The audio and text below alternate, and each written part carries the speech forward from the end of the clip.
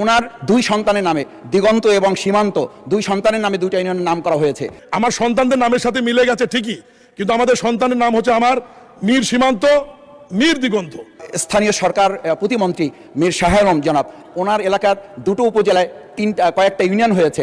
একটা ইউনিয়নে ওনার পরিবারের ওনার বংশের নামে মীর বাড়ি বংশের নামে একটা ইউনিয়নের নাম করা হয়েছে।